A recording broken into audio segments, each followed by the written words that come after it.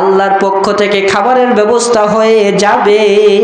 এখন দেখতেছি 2 প্লেট খাবার আমার আল্লাহ ব্যবস্থা করে দিয়েছেন। এই খাবারটা কোথা থেকে আসলো? কে খাবারের ব্যবস্থা করে দিল ইয়া রাসূলুল্লাহ, আপনি একটু বলে দেন। বিশ্বনবী আমার বললেন, ও আমার সাহাবী, তোমরা শুনে নাও, রিজিকের মালিক একমাত্র আমার আল্লাহ। রিজিক আমার আল্লাহ ছাড়া দুনিয়ার কোনো মানুষ দিতে পারে না। এই কথা যখন তুমি বিশ্বাস করেছো, আমার আল্লাহ খুশি হয়ে তোমাদের জন্য জান্নাত থেকে খাবার পাঠিয়ে দিয়েছেন। আল্লাহু আকবার বলেন। জান্নাত থেকে খাবার, বিশ্বনবীর সাহাবীকে আমার আল্লাহ তাআলা জান্নাত থেকে খাবারটা পাঠিয়ে দিয়েছিলেন যে, ও আমার সাহাবীরা, তোমরা এই খাবারটা খেতে থাকো, কারণ তোমাদের বিশ্বাস হয়েছে যে রিজিকের মালিক একমাত্র আমার আল্লাহ।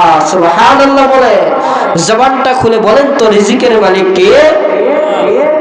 আল্লাহ তাআলা কোরআনুল কারীমের ভিতরে বলেছেন, রব্বুল মাশরিক